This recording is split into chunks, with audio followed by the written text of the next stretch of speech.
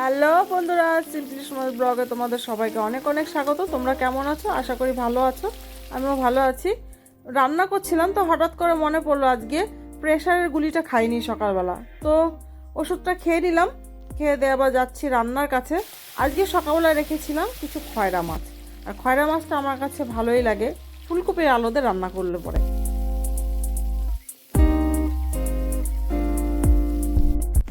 মাছটা ভাজা হয়ে গেছে, ফুলকপিটাও ভাজা হয়ে গেছে। এর ভেতরে এখন একটু আলু দিয়ে ভালো করে কষিয়ে তারপর রান্না করব।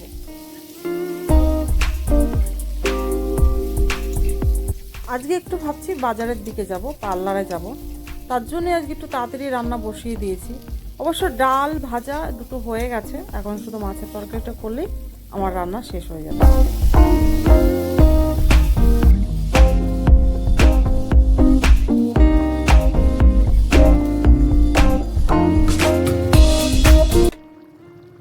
এদিকে রান্না আমার কমপ্লিট হয়ে গেল।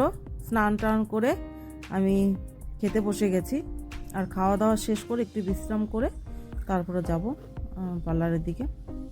তো বিকেল হয়ে গেছে, আমি আর শুভর বাবা বেরিয়ে পড়েছি বাজারে যাব বলে।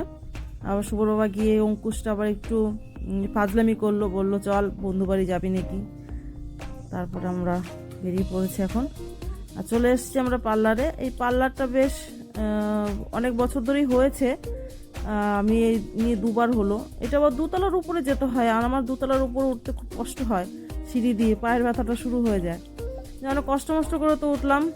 এই নিয়ে আমার দুবার আসা হলো, আগে একদিন এসেছি আর আজকে দুবার আসা হলো। কিন্তু কাজ খুব ভালো করে এরা, খুব সুন্দর কাজ করে। কাজ করছিল, কাস্টমাররা এসে বসে রয়েছে। আর আজকে আমার জানি না কতক্ষণ সময় লাগবে। আমি বসে রয়েছি, অনেকক্ষণ থেকে বসে আছি, প্রায় 1.5 ঘন্টা হতে গেল। শুভর বাবা একবার এসে ডেকে গেছে, কারণ কোনো উত্তর দিচ্ছি না কিছু না, তার জন্য একবার এসে ডেকে গেছে কি হলো। যাই হোক, অবশেষে কাজ শেষ হলো আমার। শেষ করে নিচে আসলাম। শুভর বাবা তো রেগে গেছে, এতক্ষণ সময় কেন লাগলো, তাই নিয়ে একটু কথা কাটাকাটি হলো আমাদের ভেতরে। তারপরে বেরিয়ে পড়েছি বাড়ির দিকে। তার আগে আবার একটু মুদিখানার দোকানে যাচ্ছি, কারণ আমার একটু জিরে নেওয়ার দরকার আছে। অনেক দিন ধরে জিরে নিয়ে আমাদের বাড়িতে একটু গন্ডগোল হচ্ছে। ওর বাবাকে যতবারই গোটা জিরে আনতে বলি, ওর বাবা দোকান থেকে দেখবে না, কিচ্ছু না, কি যে যা দেয় তাই নিয়ে চলে আসে। আর সেই জিরেগুলো একটা জিরে পাবেন না, সেই জিরের মতন দেখা যায় কি একটা ফল, সেইগুলো মেশানো থাকে। আর তরকারিতে দিলে পরে সে কি বিচ্ছিরি গন্ধ।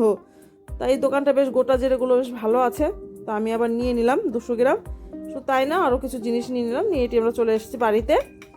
আর আমি সকালবেলা কিছু চাল ভিজিয়ে রেখেছিলাম পিঠে করব বলে। আপনাদের দেখিয়েছিলাম একটা নতুন উনুন বানিয়েছি আমি পিঠে করার জন্য, সেই ভিডিওটা কিন্তু আমি দিয়েছি আপনাদের। তো আজকে মনে হলো আগে ট্রাই করে দেখি।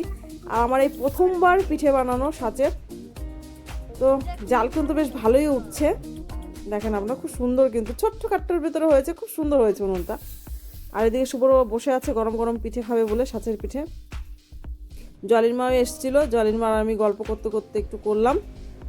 দেখ বন্ধুরা, আমার এদিকে পিঠে তৈরি হয়ে গেছে, আর শুভর বাবাকেও খেতে দিয়ে দিলাম আমি। তোমাদের ভালো লাগলে অবশ্যই লাইক কমেন্ট শেয়ার করবে। তোমরা ভালো থাকবে, সুস্থ থাকবে, আর নমস্কার।